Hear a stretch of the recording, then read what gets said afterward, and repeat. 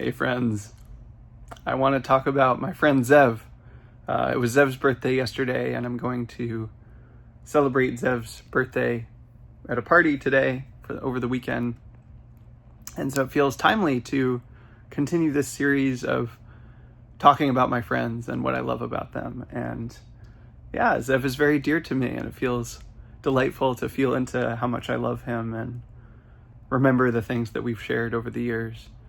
I first met Zev in Vermont, and our friendship involved Vermont and California and being connected to Maple and Oak in the early days of our friendship. And we met at Maple. He was about to do his very first meditation retreat, which was a 2-week retreat at Maple. And I think this would have been late 2018, probably. And that was about when I was starting Oak with people in California. And he came to Maple, and we were going to do a training. And maybe it was the spring of 2019, like early spring. It still felt like winter. It was sort of cold out, but anyway, around then. And then he went. I don't know. I gave him some advice about how to do that retreat, and kind of maybe even scared him a little bit. I think I said, like, yeah, it might be intense, and don't run away if it's intense. And I think it was intense for him at times. And but he saw the retreat through. It's kind of hardcore to do a 2-week retreat right off the bat, and also at a place like Maple. And he really went for it. And then we met up briefly in the Bay, which is where he lived. I saw him a couple of times there. He was running a house at the time, and I went to visit the house that he was running and see the people there. It was a very vibrant place. It was really cool. It was like, I felt called to. It was like, oh, there's cool stuff going on here. And there were people that I liked that lived there. And I don't know, it was kind of the opposite of the Oak and Maple vibes in a way that was pretty refreshing for me. In retrospect, I think fun was a value that I have that I wasn't really connected through being at Maple and Oak. And they were embodying that at their group house, and they were having fun together and doing fun things, and I liked that. And then let's see, the next summer is really where our friendship started to deepen, because I went out to Oak to teach, and I had just come out of a long cabin retreat, and I spent the summer teaching at Oak, and Zev was one of the people there. And so I was also teaching him. It was a teacher-student relationship for a while. And I don't know, my sense was Zev just really opened up to what I had to share, and really received me not as a perfect, wise being, but as somebody who just had some things to share that might be useful. And we talked about a lot of things and worked on a lot of things. And I really appreciated that, and saw his dedication and his earnestness and how hard he was throwing himself into training at Oak. He had decided to start training there. He did some training at Oak and some training at Maple. And really, in those years, started to care a lot about the Dharma and be like, oh yeah, I think there's something here to meditation and spirituality. And that was kind of in retrospect, that must have been kind of an intense turn for him, because he'd been in the startup world, and he went to MIT and did all these things that were very worldly and related to technology and building things and companies, and he'd done quite well for himself. And and then he was like, oh, I think I need this. I need the Dharma. I need to understand what is being pointed to here. And I know I loved that summer. I think I was really coming into my own in a certain way, and I really threw myself into teaching, and Zev was a big part of that. He was really receptive to everything I had to share, and accommodating, and made me feel welcome there, even though I was like a guest teacher. And when I came back in briefly to teach again in the winter of 2021, right before I left Maple, and it's funny, that was just a very different season. I felt like in a different place, and my teaching style was different, and I was still throwing myself in, but it was much more relaxed and much more like, oh, I can be friends with people. And it was nice to really let Zev in as a friend and be like, no, I care about you as a friend, and you're my friend. And shortly after that, I did leave Maple and Oak, and we stayed in touch. And I remember we had a call in the fall of 2021, maybe 6 months after I'd left Maple, and there were some specific things I really wanted to ask Zev about that he'd alluded to in the past. And we talked about that, and that was an important conversation for me. And it was also like, in retrospect, sort of dissatisfying, in that I think I could feel how much was there and how excited I was about something. And yet there wasn't really a clear next step or like a next action. And I shared some writing with him that I'd written, and he could tell that that was impactful. And I'd written some pretty important writing to me over that summer, and I wanted to share that with him. And yeah, but we're kind of transitioning into this friends and peers relationship of like, hey, there's something here. And I'm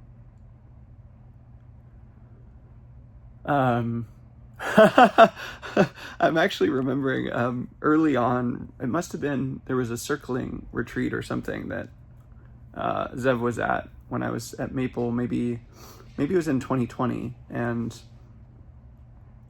I remember being in the Zendo and him mentioning like, oh yeah, sometimes I run sex parties, and Zev likes to run sex parties. He loves to connect with people in that way. And I was just like, that's cool. And can I come? And he was like, I don't really know you, dude. This was before I'd taught him, before we really developed our friendship. And that was very reasonable. He was like, maybe no. And that was just kind of funny. But I think that was, I've talked about like soul seeds, and there was some kind of soul seed there for me, like, oh, like this is important, and my relationship with sexuality is important, and this friendship with this person is important, and he has something for me. And that came out in, kind of a high energy, maybe unattuned way, but there was a clue there. And so I was feeling that in the fall of 2021 as well, after that conversation of like, oh, there's something here. I want to do something with this guy, but I don't know what. And in 2022, I thought of an idea for a retreat that I wanted to run, a private loving kindness retreat, kind of for bodhisattvas, for people who are really dedicated to service, to being of service in the world, and in particular to loving kindness practice and manifesting that in the world, like kind of the deep end of the love department. And I called Zev, and I was like, Zev, I want to run this retreat. I think you can help. I think you're the perfect person to do it with me. We've collaborated before, we've worked together before, and there's specific elements of this vision that I think you will really understand and really appreciate and be able to help me with. And he was sold on the idea and decided to do it, even though in retrospect, this was kind of jumping into a large collaboration when, I don't know, we'd collaborated together at Oak when I was in California, but kind of on a smaller level, and we hadn't done something that big together. But I don't know, I trusted that we could do it. And that also wasn't such a clear part of my playbook yet. And it was a good choice. Working with Zev, we did such a great job planning that retreat and running it. It went so well, and we were able to do it with a really small budget. I think the first year it was $1,000 that we spent on it, even though it was like 8 days or something. And so we were able to ask a friend to do it at their place, and there were 7 people, and those people were just highly impacted. I think this project has been one of the most impactful, if not the most impactful, projects that the Service Guild has done. That was in the early days of the Love Department. We were sort of starting to call it Taschen Inc., and it's since been called the Service Guild. But yeah, I think that this project has been one of the most impactful ones we've done, especially with a view towards qualitative benefit, where people just consistently were like, wow, that was really life-changing. And you could see it and you could feel it. And then those changes would go on to affect how they lived their lives and ripple outwards into their friends and families and communities and ultimately the world. And it's like, yeah, we're doing the thing. and just such a nourishing retreat. Like, it was really generative for both Zev and I as well, and really enlivening and filled our hearts with love. And we were like so proud. We really pulled something off. And it was also one of the biggest projects that I'd done at that point. I was also doing the animated music video at that time, which was kind of the biggest budget project that I'd done by myself. But in another respect, it was like a multi-day event with 7 people. And so we started planning to do it again, and we did it again in 2023 with 15 people and a budget of $4,000. And it was even more impactful. And, it was such a joy to work with Zev and collaborate with him, because he was so, well, one, he has a really good logistical brain, and there were a lot of logistics involved and operational thinking. And I feel like for big projects, you need an operations person, but he's also very, he's a part person. He's a love person. So we could have real check-ins or really meet people and really talk to them and be with them as they needed. And he can kind of fluidly move between like the left and right hemispheres, and be really analytical and figure out details, and then actually connect with people and be present with them. And I really value collaborators who are like that, who aren't overly on one side or another. And in particular, just that those projects have been very high complexity, where it's like they're complicated and involved, and I needed to collaborate with someone who's very detail oriented, and Zev really met me there. And each time we've done this project, we've done it bigger and better and improved our ability to do it. And we're going to be doing it for the 3rd time this summer, in the fall, actually, in September. And I'm just so proud to be doing it again. And I'm really grateful for what Zev has made possible with that. And I remember after Medicine, that's what we called it. And that was the event. And after the first one, I remember sitting with him on his van. He has this van, Buttercup, and kind of just feeling this immense sense of possibility. And like, I think we're going to collaborate together for a long time. And what's next? And he had asked me, actually, he was planning to run a sex party in the Boston area right after that. And he'd asked me to go and to be like an angel, to be present and make sure people are safe and okay and healthy and following the rules and stuff like that, and that they have someone to talk to, and that he thought I would be really good for that role. And I was kind of waffling. I was like, well, I don't know if I'm ready to go to a sex party, and I'm kind of interested and kind of torn, and I felt internally conflicted. And during that retreat, it just became really clear, like, Zev has put weeks and months of his life on the line to help me with this project that I really care about. I should do the same for him. And I do feel drawn to doing this, and I should just go and help him. And so I did. I went to that, and it was funny. I remember doing Tonglen at that sex party. Like, it just felt like the thing to do. So I was like walking around, making sure people were okay and they're having a great time. And I was like, I'm going to do some Tonglen. That felt really good. I remember, this was such a beautiful moment that there was one other person who was in that role, like the angel role or whatever we called it. And I had come from the Maple background at the monastery, and I had never been to like a burn, like Burning Man or a regional burn. And the other person who was in that role had been and hadn't been to a monastery. And Zev kind of did a very brief orientation that was so beautiful, where he introduced us. He was like, hey, person, this is Tashin. Hey, Tashin, this is person. So person, Tashin is like such and such a role. I don't even remember the names of it, what they are, the roles that are in a burn. It's like a combination of this and this. And Tashin, this person is like a combination of ops and care, which is the name at Maple that they used for kind of the like head monk, who is kind of in charge of discipline and rules and making sure everyone's on time, and then care, who is in charge of taking care of the people and making sure that they're okay. And we kind of just had this moment of like mutual understanding and respect and translation across cultures, where it was like, oh, you're that kind of a person who can do both? Like, kind of meeting a video game character who is like very highly skilled in two different, very different builds or something. it was just such a skillful way to introduce us that we were like instantly friends and like had mutual respect and trust, and even though we were from totally different cultures. And it was just very skillful and beautiful and connecting. And it took, like Zev said, all of that in like 20 seconds, and then went on to go do other details for running the party. And it was like, oh, that was like one of the best introductions I've ever gotten. Yeah, in that fall, we planned a Meta dance party in Asheville, and it was our first one planning as a team. And BI had asked to collaborate with me and to collaborate with us, and what we ended up deciding was, let's do a Meta dance party in the Asheville area. And we ended up asking Vince Horn to help us with that, and that was really good. And I remember after the dance party hanging out with BI and Zev at one of BI's friends' cabins and having a night together, and like kind of pitching them both on being in the love department and doing the love department. And, you know, at that point we were kind of already nascently were the love department, but I was like, no, we should do this formally and we should just keep going with this. And I'd had a similar conversation with Mary, and the empowerment department was very strong.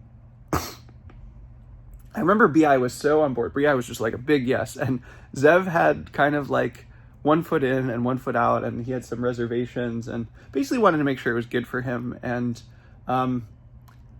I don't know, I've always just felt like Zev is the person for that. And he's been there from the beginning, and he's been the person that I wanted to do this with, and kind of have that co-lead relationship. And, you know, he's been involved in the love department since then. And, you know, we're always figuring out what projects he wants to be part of and what role he's in. But I'm just so glad that he's in the love department, because he really gets it on a deep level. Like, he sees the value of loving kindness meditation. He sees the value of the Brahma Viharas. He sees the value of this broader view of love practice.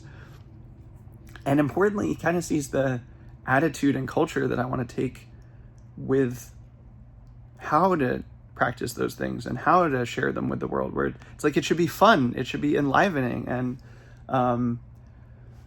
you know, there's a bunch of sort of cultural things that we put in the love vision when we wrote it that were just implicitly already there between me and Zev and BI, of like, yeah, it's about these forms of meditation, but there's a specific kind of culture we want to transmit, and it's the culture that we've built at these retreats. And it's one that I think is related to the one that we encountered at Maple, but kind of modified for what we need and what we like, and really valuing fun. And I think a quality that always comes up in my mind with Zev is mischievous. Like, he's a little rebellious and likes to like break the rules a little bit and question convention and do things in an unorthodox way. And I love that. And it's a really good compliment to me, because I can have a stick up my butt and be really straight edged and like, we have to do this the right way. And I need someone who's a little bit more playful and a little more irreverent and has that kind of trickster energy. And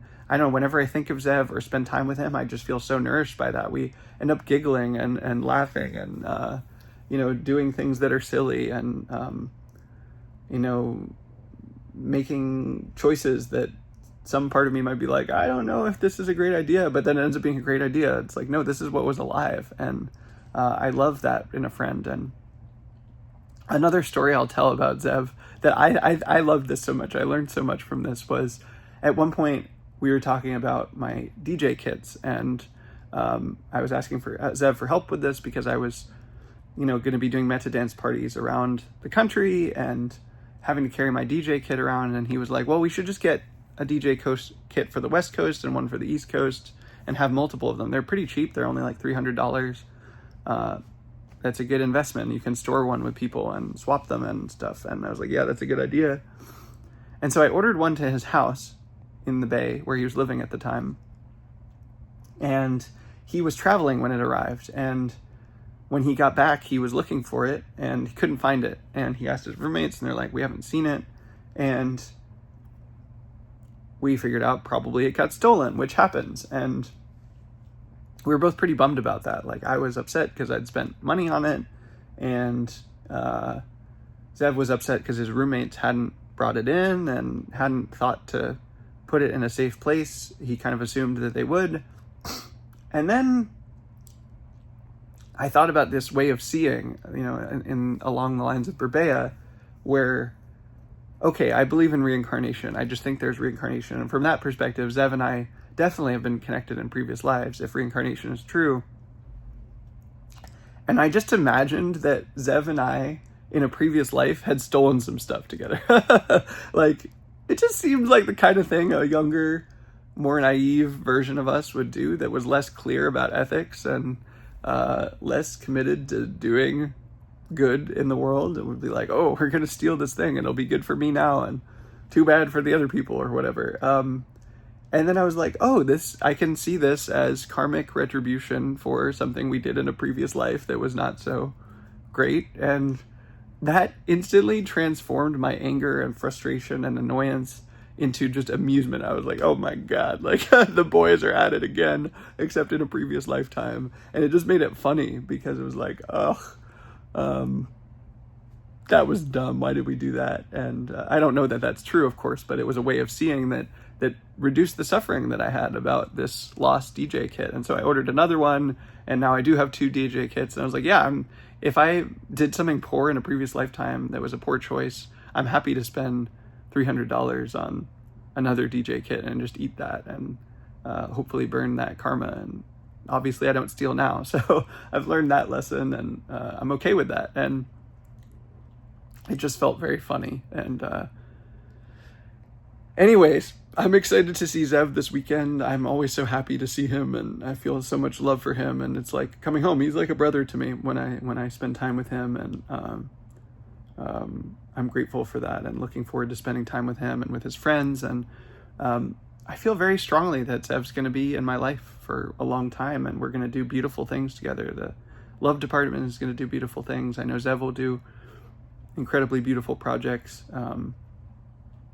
We're both ambitious in that way, and I am excited to see what he does. I'm excited to see what we do. I'm excited to see what the love department does, and I just feel blessed to have him in my life and have such a wonderful friend who's dedicated to the Dharma and very serious about things, but also very playful and joyful and irreverent and mischievous, kind of a trickster. I don't know, I need that. I need someone who takes life seriously but not too seriously, and that's just been such a nourishing friendship for me. And I love you, Zev. I hope you've enjoyed watching this video, and wishing you a happy birthday, and so much joy and love ahead for you.